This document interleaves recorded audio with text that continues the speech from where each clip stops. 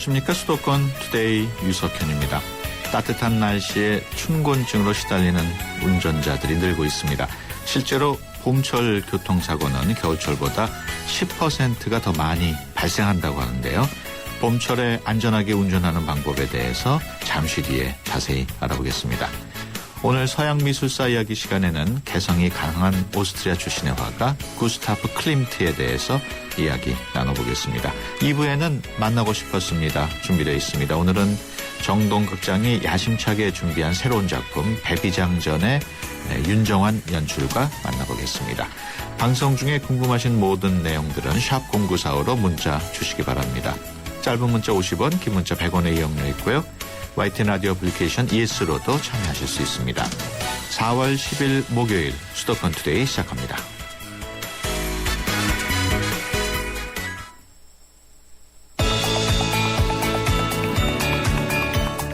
여러분은 지금 대한민국 유일의 수도권 전문 프로그램 YTN 수도권 투데이를 듣고 계십니다.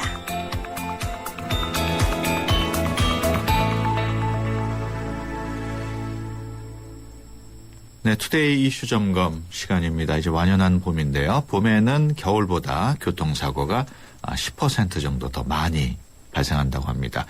따뜻한 봄 날씨에 운전자들이 춘곤증을 느끼기 때문인데요.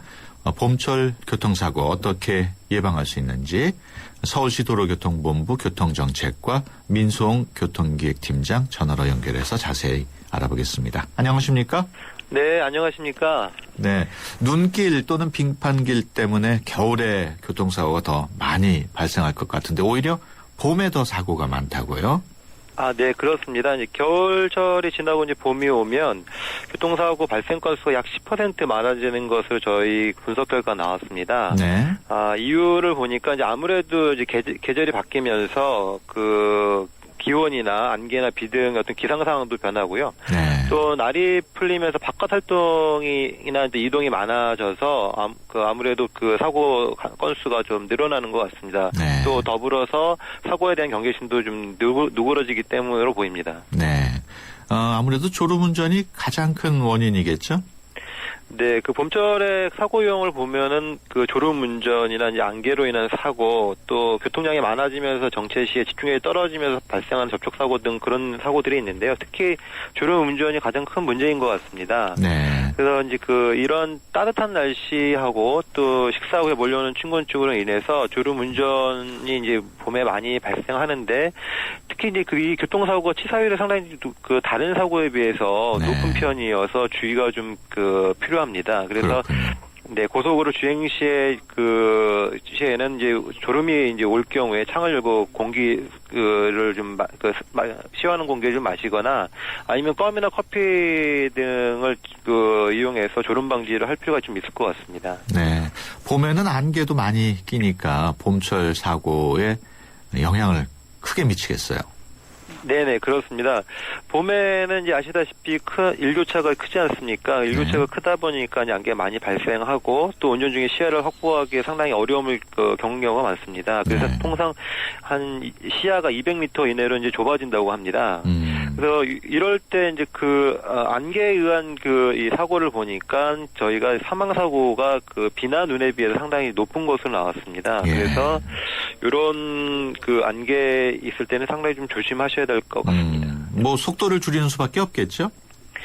네, 그렇습니다. 기본적으로는 속도를 좀 줄여야 될 것 같고요. 그 다음에 이제 안개가 심할 때는 차량의 안개등이나 전조등을 켜서 속도를 켜고 상대방한테 이제 어떤 앞뒤 차량이라든가 상대방에게 주의를 좀 줄 필요가 있고요.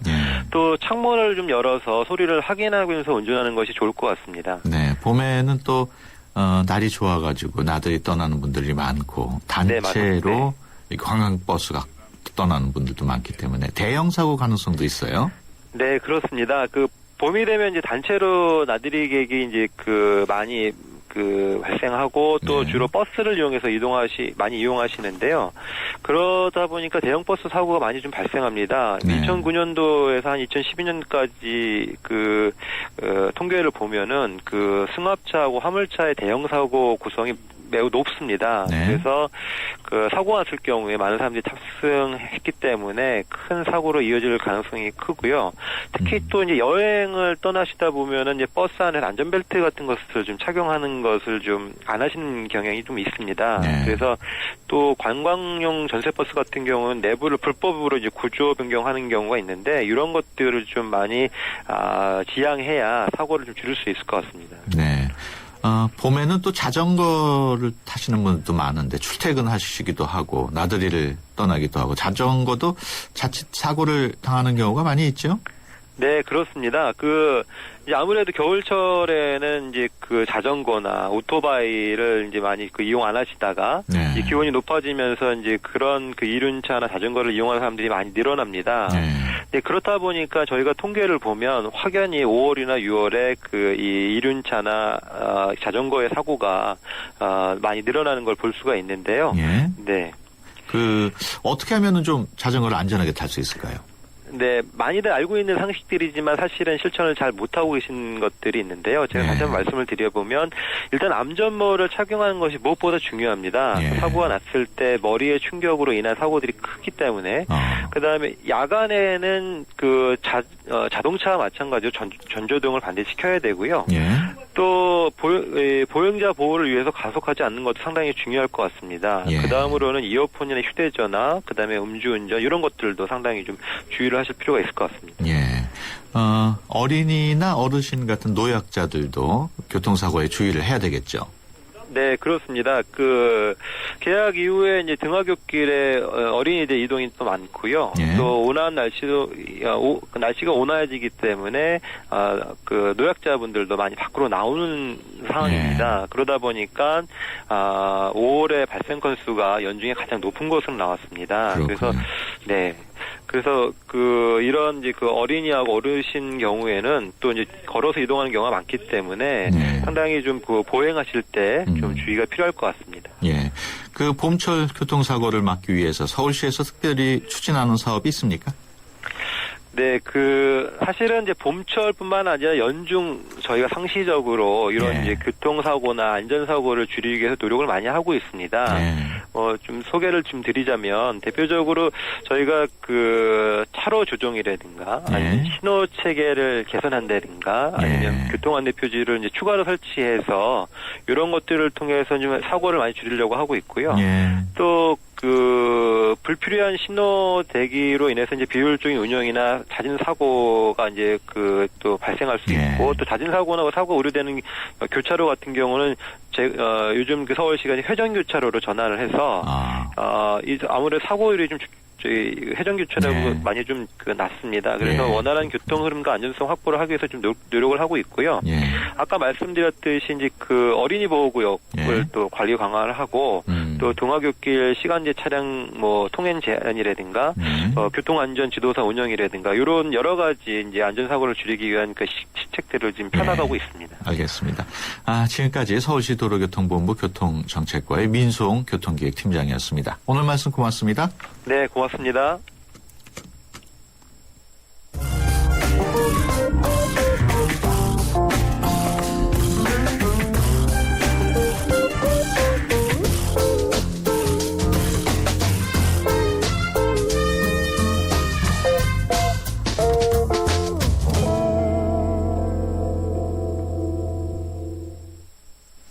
네, 명화와 관련된 사람들의 이야기, 명화가 숨겨놓고 있던 뒷이야기를 들어보는 서양미술사 이야기 시간입니다. 오늘은 오스트리아 출신의 화가 구스타프 클림트 알아보겠는데요. 한국인이 가장 사랑하는 작품 중에 하나인 키스의 화가입니다. 클림트의 비밀스러운 미공개 이야기 김민성 큐레이터와 함께 알아보겠습니다. 안녕하세요. 네, 안녕하세요. 네, 구스타프 클림트 우리 한국 사람들한테는 키스라는 작품으로 잘 알려져 있는데 어떤 작가인지 먼저 좀 소개를 해 주시죠.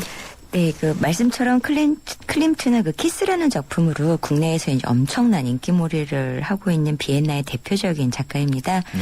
근데 이제 그런 인기와는 달리 클림트 작가 개인 이야기는 거의 알려져 있지 않은 정말 비밀스러운 작가였는데요. 오늘은 그 제가 2009년에 구스타프 클림트 한국 전시 이렇게 기획하면서 알게 된 그의 미공개 이야기들을 좀 나눠보도록 하겠습니다. 미공개 이야기요. 네. 클림트한테는 왜 이렇게 미공개가 많을까요?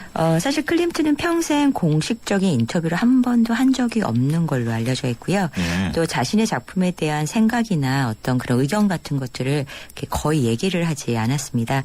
자신의 생각이나 일상의 면면을 담아서 세상에서 가장 친한 친구에게 보낸 편지조차도 지금은 거의 남아있지 않고 있고요. 네. 또 비엔나 분리파라는 미술가 모임을 조직했을 때도 클림트는 개인적인 그런 말은 별로 하지 않았습니다. 네. 그래서 사람들이 그 작품에 대해서 클림트한테 물으면 그 궁금하면 내 작품을 잘 들여다봐라 라는 식으로 그냥 대답을 했다고 해요. 무뚝뚝했네요.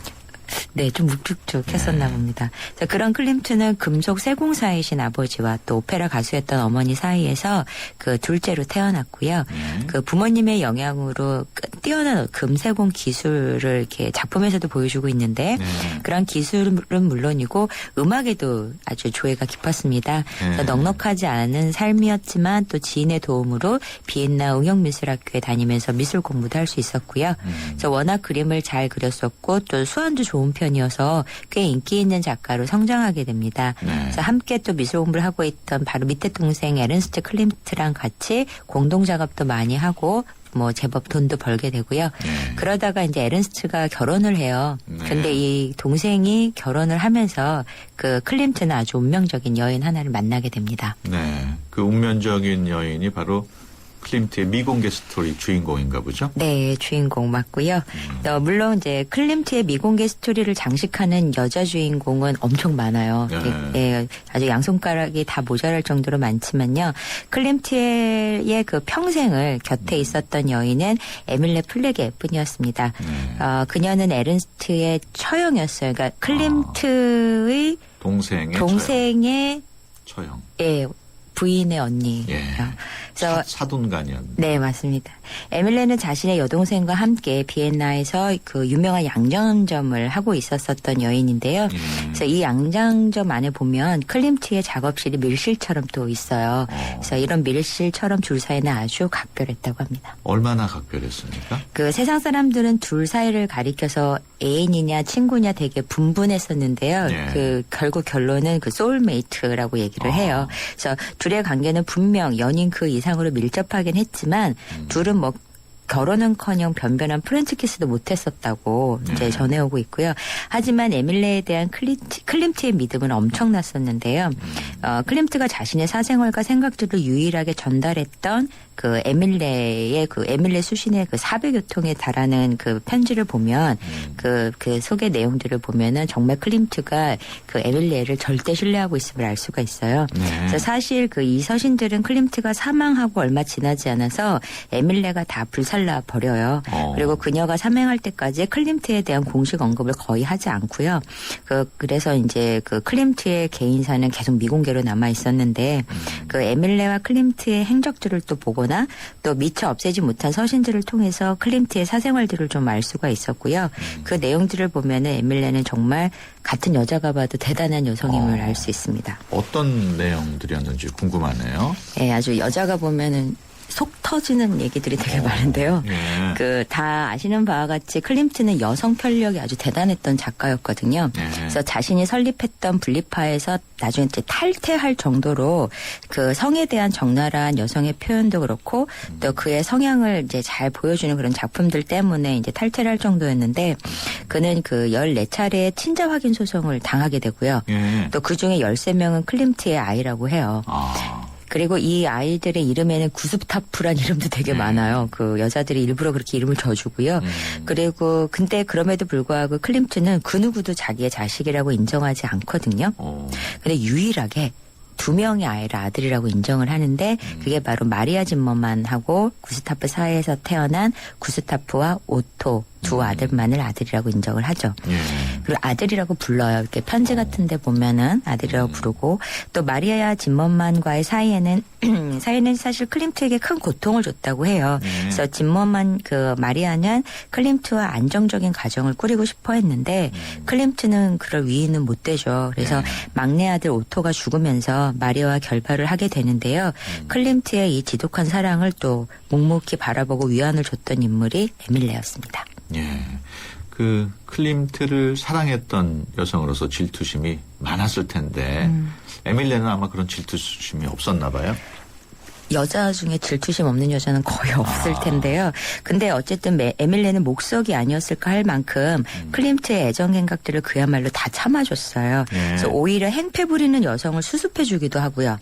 그리고 클림트에게 여성이란 요부 아니면 성녀 딱 두 종류였는데요. 클림트의 에밀레는 거의 성녀였죠. 그래서 클림트의 여인이라고 주장했던 10여 명의 뭐 매춘부 출신 모델들과는 달리 에밀레는 클림트에게 명확한 성녀와 같은 존재였습니다. 그래서 여러분이 너무나 좋아하는 키스의 여주인공도 에밀레라고 해요. 그래서 에밀레가 참고 봐줘야 할 여인들은 앞으로도 지금 많은데요. 한번 보면 클림트가 당시 연애 트렌드가 이렇게 사진 나눠주기였대요.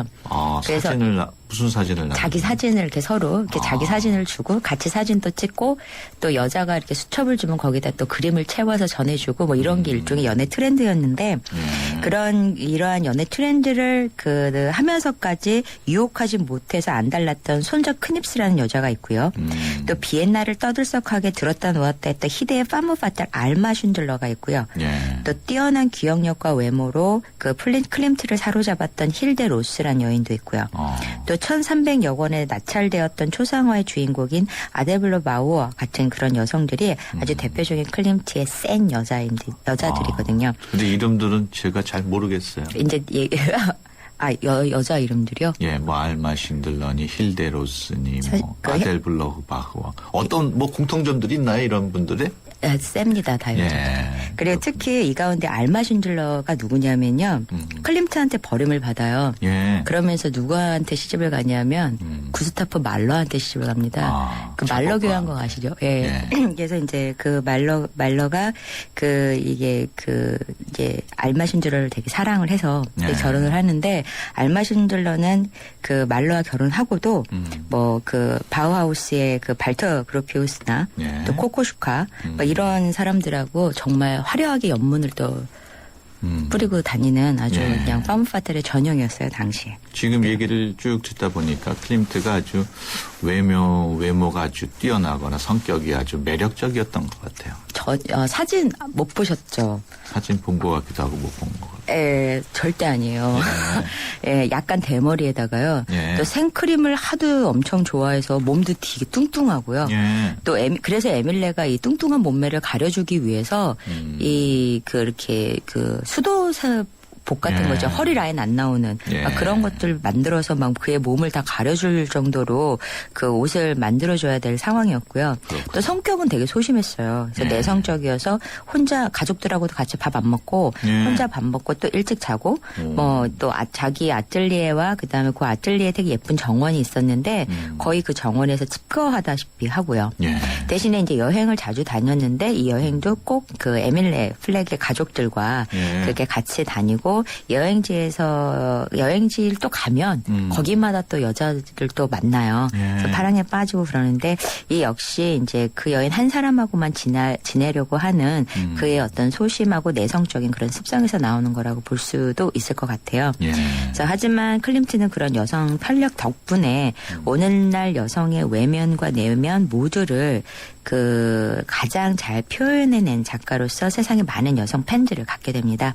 그런 그도 운명은 피할 수 없었죠. 그래서 그는 에밀레와 그의 애제자인 애공실레가 보는 앞에서 파란만장했던 화가로서의 삶을 마감합니다. 그 클림트가 약간 대머리에다가 몸도 뚱뚱했대는데 그런데도 불구하고 여성 병력이 화려한 거는 뭔가 매력이 있었을 거 아니에요. 그게 뭘까요? 그 편지를 보면요. 편지를 잘 썼구나. 잘 써요. 보면은 특히 마리아 짐머만 같은 경우는 마리아 짐머만한테 보낼 때는 아주 특별한 마지막 문구를 쓰는데 잘 사용하지 않는 그 사랑하는 뭐 따뜻한 마음을 담아서 뭐 이런 굉장히 이렇게 야들야들한 그런 예. 문구를 써서 보내거든요. 그래서 마리아는 정말 그 클림트한테 엄청나게 집착을 하기도 하고요. 예. 그 보면은 하여튼 이 말을 굉장히 잘하고 문학가이고 예. 또 사람들이 시인이라고도 부를 정도로 그렇게 문필가적인 그러한 기질이 있었던 게 어떤 그런 요인이 아니었을까. 예. 네. 여성들이 남성의 외모만 보는 게 아니고 절대 아니죠. 야들야들한 문장도 보는군요. 예, 따뜻하게 이렇게 따뜻한 말 한마디를 상당히 네. 여자들은 원해서. 예. 오늘 얘기를 쭉 듣고 보니까 클림트가 금세공도 했다 그러고 네. 그림에 왜 이렇게 금 색깔이 많이 나오는지도 좀 이해가 되네요. 네, 그렇죠. 또 예. 어떻게 보면은 클림트 그림들 보면은 이게 뭐 맞는 얘기인지 모르겠지만 네. 그 체코의 그 무하 네, 그렇죠. 분위기가 좀 약간 비슷한 것 같아요. 네, 아무래도 그 동구권에서 네. 그 비엔나는 그 오스트리아는 동구권에서 가장 잘 사는 나라이기도 하고요. 네. 체코도 뭐 왕년에는 뭐 한 가닥 했었던 지역이었었는데 네. 특히 무하 같은 경우는 그때 당시에 뭐 유캔스트리라든가 그다음에 아르누보또 이제 유럽 쪽에서는 그 중앙 유럽 쪽에서는 네. 그런 식의 어떠한 그런 장식적인 그런 요소들이 그 유럽 대륙을 전체를 이렇게 이렇게 유행을 하고 있었기 때문에 요소 부분에 있어서는 상당히 이렇게 유사한 것들을 볼 수는 있을 것 같아요. 그렇군요. 네. 다음 시간에는 어떤 작가에 대해서 알아볼까요? 예, 클림트에 대해서 이제 네. 한 번 더 얘기를 하려고 하는데요. 저희가 이제 클림트 작품에 대한 이야기들을 좀 또 네. 보면 예. 또 여러 가지 재미있는 또 이야기들이 있어서 예. 네, 다음 주에는 한 번 더 클림트에 대해서 이야기해 보도록 하겠습니다. 우리 청취자분들을 위해서 어떤 그림은 하나는 좀 미리 보고 들었으면 좋겠다는 작품이 있나요? 네, 뭐 키스는 너무 잘 알고 계시니까 예. 근데 사실은 그때 그 2009년 때 전시했을 때 그 베토벤 프리즈라 그래서 벽화를 제가 예. 뜯어와서 전시를 했었거든요. 예. 그러니까 베토벤 프리즈에 대해서 한번 보시면 좋을 것 같고 또 유디트라고 하는 작품이 있어요. 예. 그래서 그 두 작품을 한번 보고 오시면 예. 다음 시간에 이야기가 좀 더 재미있게 들리지 않을까 합니다. 네. 유디트하고 베토벤 프리즈. 프리즈, 네. 예. 알겠습니다. 지금까지 김민성 큐레이터와 함께했습니다. 오늘 말씀 고맙습니다. 네, 고맙습니다. 198년 역사. 전 세계 1억 명의 고객. 인터브랜드 선정 5년 연속 세계 1위 보험 브랜드 악사. 이제 악사가 앞으로의 보험에 대해 새로운 증명을 시작합니다. 보험의 방향이 되다. 악사 다이렉트. 네, 수도권 투데이 1부 여기서 마치고요. 잠시 뒤 2부에서 뵙겠습니다. 2014 YTN 연중기획 함께하는 미래 창조 대한민국 한국 홍보 전문가 서경덕 성신여대 교수입니다. 올바른 역사를 인식하는 것, 그리고 올바른 역사를 교육시키는 것, 그게 바로 대한민국의 미래가 아니겠습니까? 요즘 청소년들에게요, 이 3.1절에 3.1절이라는 대답을 듣곤 합니다. 그럴 때마다 제가 가장 크게 느꼈던 건 우리의 역사의 가장 큰 적은 일본 정부나 중국 정부가 아니라 바로 우리들의 무관심이었다는 겁니다. 앞으로 우리 국민들이 한국사에 더 관심을 갖고요, 한국사를 통해 세계사를 바라보고 세계사 속에 글로벌 시대를 맞는 우리 대한민국의 더 밝은 미래를 창조해 나갔으면 좋겠습니다. 2014 YTN 연중기획 함께하는 미래 창조 대한민국. 이 캠페인은 고객과 함께하는 솔루션 파트너 LG화학과 함께합니다.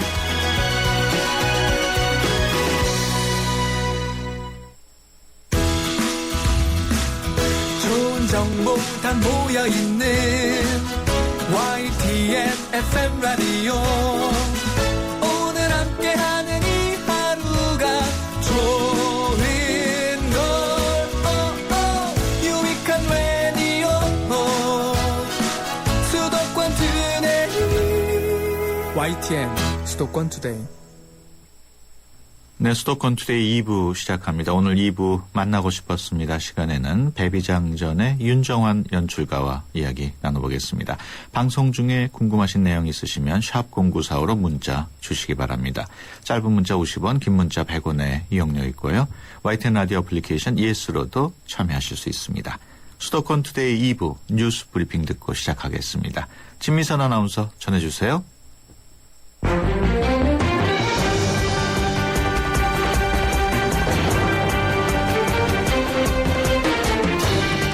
네, 수도권 뉴스 브리핑입니다. 먼저 방금 들어온 소식부터 전해드립니다.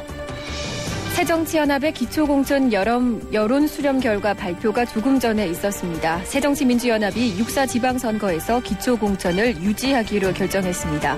새정치민주연합은 6.4 지방선거 기초선거 정당공천 여부를 두고 어제 하루 동안 당원투표와 국민 여론조사를 실시한 결과 53%가 기초공천을 유지해야 한다는 결과가 나왔다고 밝혔습니다. 이에 따라 6월 지방선거에서 새정치연합 기초선거 출마자들은 기호 2번을 받을 수 있게 됐습니다. 서울시가 도로 위의 함정으로 불리는 포톨 신고 시스템을 구축하기 위해 한국스마트카드, 서울 개인택시 운송사업조합과 양해각서를 체결했습니다. 개인택시 운전자가 포톨을 발견하면 즉시 택시 내 카드 결제기 버튼을 누르고 이를 통해 포톨 위치가 서울시로 전달되는 시스템입니다. 서울시는 다음 달까지 개인택시 100대의 신고 프로그램을 깔고 연말까지 200대로 늘릴 예정입니다. 서울 신월지하차도가 오는 14일 오전 11시에 폐쇄되고 6월 말까지 평면 교차로가 설치됩니다. 신월지하차도는 신월로와 남부순환로가 교차하는 왕복 2차로 도로인데 건설된 지 29년이 지나 낡고 침수가 잦은 데다 차량 정체도 심한 곳입니다.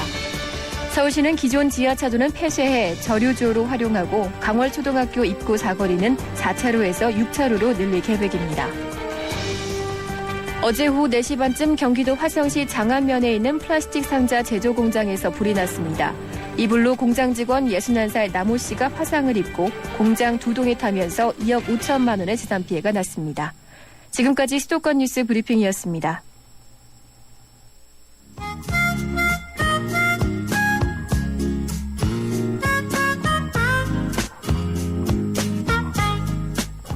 네, 만나고 싶었습니다. 시간입니다. 외국인들이 가장 좋아하는 한국의 전통 뮤지컬이라고 하죠. 배비장전. 정동극장의 두 번째 뮤지컬로 무대에 오른다고 합니다. 아름다운 제주 처녀 애랑과 한양에서 온 한량 배비장의 이야기, 배비장전. 이 배비장전을 연출한 윤정환 연출가 스튜디오에 모시고 자세한 얘기 나눠보겠습니다. 안녕하십니까? 네, 안녕하세요. 네. 연출가 윤정환입니다. 네. 우리 윤정환 연출가께서는 보면 대학에서도 연극을 했고 또 석사과정, 한국예술종합학교죠. 거기서도 극작가 과정을 하시고 오로지 그냥 연극 쪽만 한 길을 쭉 하셨나 봐요. 연극을 늦게 접하게 됐어요. 예. 고등학교 때 처음 접하고 재밌어서 공부를 하다 보니까 쭉 그쪽으로만 해오게 된 게. 그러면 그걸 하게 된 계기가 고등학교 때 본 연극 때문이었습니까? 네, 산골에 살다가 이제 도시로 나오면서 처음 본 연극이 너무 재밌고 즐거워서. 어떤 연극이었나요? 그때는 김지아 선생의 금관의 예술이라는 작품을 처음 보고서 뭐 작품보다는 연극이라는 형식 자체가 굉장히 생소하고 즐거웠던 것 같아요. 예, 그렇군요. 그동안 많은 공연들을 무대에 올리셨을 텐데 뭐 몇 작품 소개를 좀 해주시죠. 대학 4학년 때 처음으로 이제 프로 무대에서 시작을 한 게 난타였던 거고요. 그 작품은 지금까지도 이제 많이 공연이 되고 있고 워낙 제가 전공이 연극 연출과 극작을 해왔기 때문에 창작 연극들을 꾸준히 해왔고 지금은 뮤지컬이 굉장히 많이 공연이 되고 있는데 2000년 초반에까지만 해도 뮤지컬이 많지가 않았고 공부할 곳도 없었거든요. 그래서 현장에서 뮤지컬 공부를 좀 하고 싶어서 외국 뮤지컬들을 좀 하게 됐었는데 그러면서 했던 작품들이 캐츠나 오페라 유령의 한국 연출을 담당하면서 하게 됐습니다. 그렇군요. 사실 난타는 뮤지컬은 아니죠? 그냥 퍼포먼스. 타 퍼포먼스라고 할 수 있겠죠. 그렇군요. 데뷔는 그러니까 난타로 하신 거네요. 그렇죠. 난타를 하다가 연극이나 뮤지컬 쪽에도 관심을 갖게 되신 거고. 난타 때문에 에든버러까지 축제까지 갔다 오셨고요. 저희가 한국 초연을 97년에 했는데 한 2년을 준비하고 99년에 처음으로 이제 에딘버러 축제를 갔었고요. 뭐 제일 큰 시장 중에 하나니까 거기에서 해외 쪽으로 공연을 좀 알리는 첫 번째 단계가 그쪽이었던 것 같아요. 당시 언론에도 대대적으로 보도가 됐던 걸로 저는 기억을 하는데 정말 반응이 뜨거웠습니까? 네, 에딘버러에서도 타 예. 특히 동양에 잘 알지도 못했던 나라의 타 리듬으로 하는 공연들이 예. 그 사람들에게 외국 시장에서도 좀 신선하게 다가갔던 것 같습니다. 예. 그 난타 공연에 우리의 그 전통 타 기법이 적용이 됐습니까? 기본이 저희 리듬들을 사용을 한 것이고요. 예. 서양이 짝수박 리듬이면 저희들은 홀수박이 있는데 예. 거기에 대해서 그 외국 사람들은 좀 많이 신기해하는 편이죠. 어땠습니까? 당시 그 우리의 그런 가락을 갖고 에딘버러라는 그 국제적인 무대에 섰을 때 어떤 의미가 있었을까요? 저희 전통을 소재로 해서 대대적으로 해외에 예. 국가 지원이나 국가 행사가 아니라 사립단체가 문화 상품으로 이렇게 나간다라는 것 자체가 굉장히 힘든 일 중에 하나였고 예. 당시가 IMF로 한국이 굉장히 어려울 때인데 예. 모든 팀원들이 다 합심해서 거의 정말 개런티도 없이 그렇습니까? 굉장히 적게 또는 뭐 그렇게 해서 우리 것을 한번 만들어 보자 해서 시작했던 게 지금 뭐 굉장히 잘된 경우 중에 하나인 것 같아요. 그렇죠. 그 이번에 그 배비장전을 연출하게 된 것도 그런 세계 무대를 좀 생각을 하셨나요? 네, 타 퍼포먼스 그리고 난타는 또 말이 없는 넌버블이고요. 배비장전 역시 말이 없는 작품이고요. 아, 이번에 그것도. 네. 주로 이제 언어가 없는 건 아니겠죠. 무용이나 음악이라는 언어가 있는 건데 세계의 말의 장벽을 넘기 위해서는 다른 식의 언어를 사용해야 되니까 배비장전도 그쪽을 겨냥해서 만든 작품이라고 보셔도 될 것 같습니다. 사실 배비장전이 지금 정동극장에서 상영이 아니죠. 진행이 되고 있는 미소, 이 춘향전을 말하자면은 뮤지컬 비슷하게 연출했다고 봐야 되나요? 미소는? 미소도 사실은 넘버벌, 언어가 없는 무용 공연이라고 보시면 됩니다. 예. 그러면 춘향전이야 뭐 일반인들이 어렸을 때부터 그 내용을 잘 알기 때문에 그렇습니다만 배비장전은 내용을 모르는 분들이 많단 말이에요. 근데 이 작품을 선택하신 무슨 계기가 있을까요? 대부분이 춘향 해피엔딩으로 끝나긴 하지만 어떻게 보면 또 슬픈 사랑의 과정을 겪고 있죠. 그렇죠. 근데 배비장전은 양반을 풍자하는 그런 관점에서 봤을 때 처음부터 끝까지 해악, 우리가 갖고 있는 웃음의 요소들을 많이 갖고 있어서 그런 점들이 어쩌면 보편적인 웃음으로도 충분히 승화될 수 있지 않을까 그런 생각으로 이 작품을 선택을 하게. 청취자분들께서 내용을 모르시는 분들도 꽤 많으실 텐데 간단하게 내용을 소개해 주실 수 있겠습니까?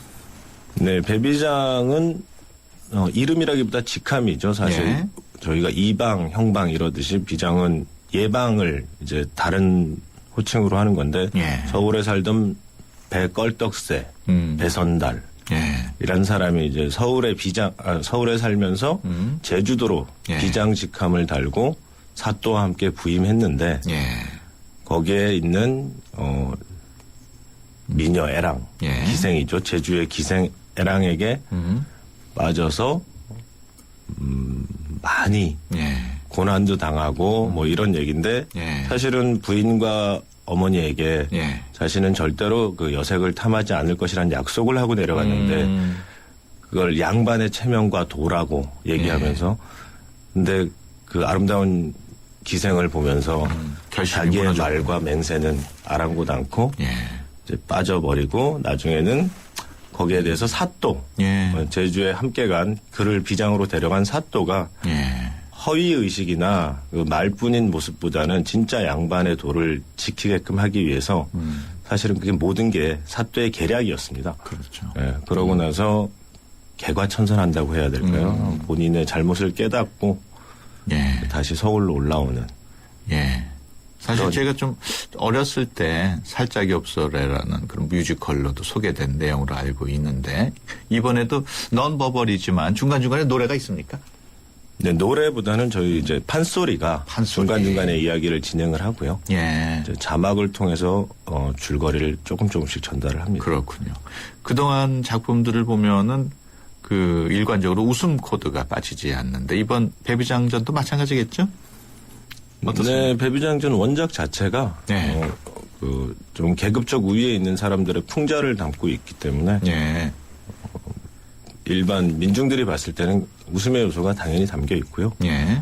저 개인적으로도 또 웃음을 좋아하고 저희 관객들이 또 잠시의 시간을 내서 예. 한국 문화를 즐기는 관광객이다 보니까 예. 좀 유쾌한 시간을 만들었으면 하는 게 극장 측의 생각이고 저의 생각이어서 미소 같은 경우에 말씀하신 것처럼 대사가 거의 없고 뭐 춤과 음악으로 이루어져 있어서 외국인들이 정말 보기 편했다는 그런 얘기가 있었는데 베비장전도 마찬가지겠네요. 네, 이번에 줄거리는 아주 간단한 자막을 통해서 전달하기도 하고요. 예. 사실 줄거리를 안 보시면서도 공연을 즐겼으면 하는 게 저희 바람인데 아마 무용과 이번에 음악 그 두 부분이 충분히 이야기를 전달할 것 같습니다. 예. 그 미소 같은 경우에 그 관람객들 비율 중에 국내외 비율이 어느 정도 돼요? 90% 이상이 외국인 관광객이라고 보시면 될 것 같습니다. 그렇군요. 그러면은 사실 한국 관광객은 10%밖에 안 된다는 얘기네요. 10%라고 해도 어쨌든 이제 이번 작품을 통해서 정동에서도 예. 내국인들 관객까지 좀 끌어안으려고 하는 예. 것도 있고요. 예. 그 외국인들은 미소의 그 원본이 춘향전 얘기도 사실 전혀 모르는 상태에서 그걸 볼 거 아니에요. 그렇죠. 베비장전도 마찬가지고. 근데 반응은 어땠었습니까? 미소 같은 경우에. 저희 정동극장의 미소 춘향연가 그리고 예. 이번에 저희가 하는 게 이제 미소 베비장전인데요. 예. 그 미소가 이제 정동의 대표 브랜드라고 할 수 있는 거고 춘향연가 같은 경우에는 한국의 전통적인 춤들이 꾸준히 그게 흐름에서 예. 보여지는 요소라고 보시면 될 것 같은데 그래서 스토리보다는 시각적인 면의 즐거움을 선사했다면 예. 베비장전 같은 경우에는 전체가 음악, 무용, 움직임 이런 것들이 하나의 극 안에서 만들어지는 것이고 전통의 춤보다는 그 전통을 기반으로 한 창작 한국 무용을 보실 수 있는 공연이라고 보시면 될 것 같아요. 정동극장 무대가 그렇게 아주 넓지는 않은 걸로 알고 있는데 그렇죠. 무용할 때는 공간의 제약 같은 건 없었습니까? 괜찮았습니까? 한 중극장 규모 네. 정도 되니까요. 예. 아무래도 공간의 제약은 있죠. 없을 예. 수가 없는데 그것들을 좀 인원 운영이나 이런 데서 그게 맞게끔 다시 편성을 하니까 미소 춘향전 경우에 수익도 많이 올렸나요? 제가 이 재정 상황까지는 예. 아니 그래도 담당 연출가로서 미소 춘향전은 사실은 제가 한 게 아니기 때문에 연출가들이 작품마다 이렇게 다 다르군요. 예, 섭외가 되니까. 이번 베비장전 경우에는 해외 진출 계획 같은 건 잡혀 있나요? 당연히 잡혀 있는 걸로 제가 알고 있고요. 얼마 예. 전에 지금 극장장이 부임하면서 해외로 엄청나게 진행을 하고 있는 걸로 알고 있습니다. 예. 그동안 보면 창작극도 많이 하셨는데 소재는 어디서 얻으시나요? 이런 일상이 다 소재인 것 같은데요. 예. 사람들이랑 이야기하다가 또는 사람들의 생각을 듣다가 그런 것들이 다 소재인 것 같습니다. 특별히 예. 소재를 위해서 뭘 하고 그러는 건 없는 것 같아요. 앞으로 시도하고 싶은 작품 분야라든가 계속 이렇게 뮤지컬 웃음 코드가 있는 뮤지컬로 쭉 가실 건지 아니면은 이런 것도 한번 난 정말 해보고 싶은데 하는 것도 있을 거 아니에요. 네, 뮤지컬이나 뭐라고 한정 짓기는 애매한 것 같고 예. 기본적인 이렇게 있는 공간들을 활용한 예. 공간 자체가 어떤 무대가 되고 또는 어떤 특정한 환경, 그러니까 실제로 있는 환경을 무대로 활용을 해서 공연을 만드는 정말 라이브 공연이 될 것 같은 그런 예. 공연들을 좀 만들어보고 싶은 생각이 있습니다. 어떤 분은 제가 그 글을 쓴 걸 보니까 연극하시는 분이야말로 진정한 예술가라는 말씀을 하시면서 예를 들어서 탤런트나 뭐 영화나 촬영할 때 보면은 커트 끊어지고 그걸 다 이렇게 나중에 편집을 해서 만드는 예술인데 연극은 그야말로 시작부터 끝까지 중간에 끊김없이 쭉 나가는 그야말로 대사도 다 외워야 되고 그래서 외국에서는 특히 연극 배우를 더 쳐준다 이런 말을 하더라고요. 맞는 얘기입니까? 외국의 상황까지는 잘 모르겠는데요. 예. 실제로 연극은 처음 시작하면 끝나는 순간까지 그 인물로 살아야 하니까 예. 배우들 같은 경우에는 그 시간 동안 실제 공연 시간 동안 완전히 다른 인물의 정서나 그들에 대한 모습을 유지하고 있어야 되니까 예. 분명히 조금 커트 가는 것보다는 힘든 게 사실인 것 같습니다. 예. 그리고 뭐 주변에 이제 연극을 하다가 TV나 영화 쪽에 활동하는 뭐 선후배들을 봤을 때 충분히 그쪽에서 더 인정받고 있는 걸 봤을 때는 예. 연극이 연기자로서 좋은 토양인 거는 확실히 맞는 것 같아요. 예. 뭐 하루하루 계속 그런 지금이야 배비장전에 온통 신경을 쓰고 계실 텐데 주말이나 이렇게 시간 남을 때는 어떤 음악을 들으세요? 지금은 사실은 국악밖에 못 듣고 있고요. 예, 배비장전이 예, 국악을 기본으로 한 뮤지컬이니까. 예. 평소에는 그냥 발라드 음악들을 듣고 있습니다. 그럼 전에는 국악은 안 좋아하셨나요? 아니요, 국악을 특별히 찾아서 듣는 타입은 아니죠. 예. 아니었는데 이번에 예. 배비장전을 계기로. 배비장전도 그렇고 공연을 할 때 예. 그 전에도 이런 공연들을 했었기 때문에 하는데 국악의 장점이 들어도 예. 귀가 불편하거나 머리가 아프다거나 그렇지 않다라는 게 장점 중에 하나인 것 같아요. 예. 사실 우리 젊은이들이 일반 가수들이나 외국 가수들을 많이 듣지만 국악은 그렇게 자주 접하지는 못하는 것 같거든요. 청소년들을 위해서 이런 국악은 한번 들어볼 만하다라고 이렇게 추천할 만한 게 있습니까? 글쎄요. 제가 국악의 전문가는 아니라서 예. 뭐 부모님들이 국악 공연을 할 때 한 예. 번쯤 데려가 보시면 예. 그 자연의 음악들을 하는 자연의 악기들, 자연의 소리를 들을 수 있는 장르가 국악인 것 같거든요. 예. 제가 좀 전에 말씀드렸다시피 오래 들어도 머리가 안 아픈 게 제가 서양 외국 뮤지컬들을 많이 해봤는데 예. 오래 듣게 되면 힘든 경우도 있거든요. 근데 국악 장르는 그런 게 조금 덜한 것 같아요. 네. 그래서 한번 일단 경험을 하게끔 해주시는 게 되게 좋은 일인 것 같습니다. 예. 배비장전 우리 국내 관객도 많이 오면 좋았을 텐데 어떤 층이 많이 왔으면 좋겠어요. 아까 말씀하신 대로 부모님이 아이를 끌고 왔으면 좋겠으니까. 그보다는 오히려 자제분들이 예. 부모님을 모시고 와서 같이 즐기는 게 더 좋은 공연이 아닐까. 예. 네. 정동국장이 몇 명을 수용할 수 있습니까? 한 350명 정도. 350명 정도. 객석이 350석 정도 돼서. 네. 배비장전이 시작되면 보통 하루 공연이 어떻게 되나요? 하루 2회 공연을 하고요. 예. 4시, 8시. 4시, 8시. 예, 월요일은 공연이 없고 항상 2회씩 공연을 하고 있습니다. 그렇군요. 그러면 우리 청소년들이 부모님 모시고 저녁 식사하고 8시 공연을 보면 딱 좋겠네요. 청소년들이 그럴 수 있을까요? 워낙 공부하기 바빠가지고 뭐 주말에는 못하라는 법도 없죠. 그렇죠. 네. 우리 윤 연출가께서는 이런 작품 하나 꼭 만들어보고 싶다. 그런 작품이 있습니까? 좀 전에도 잠깐 말씀드렸는데 네. 저희들이 이미 실제로 있는 자연 환경에서 네. 그거를 활용한 자연을 훼손하지 않으면서 그거를 활용한 공연을 만들고 싶다라는 게 제 생각인데 그렇게 되면 각 지역마다 있는 이야기들, 설화들 또는 공간적 특성들을 활용해서 그 지역만의 공연들을 할 수 있을 거라는 생각을 하고 있거든요. 예. 그런 공연들을 언젠가 기회가 되면 한번 해보고 싶습니다. 알겠습니다. 지금까지 윤정환 연출가와 함께 얘기 나눠봤습니다. 오늘 말씀 고맙습니다. 네, 감사합니다. 여행 수수료가 생각보다 크더라고요. 4명 수수료면 얼마가 더 이익인데요. 고객을 위한 합리적인 생각이었기에 6개월 내 이용 고객 중 76%가 다시 찾고 싶은 여행사로 참 좋은 여행을 뽑아주셨습니다. 불필요한 중간 대리점 수수료가 없는 참 좋은 여행. 대한민국 직판 여행사 참 좋은 여행.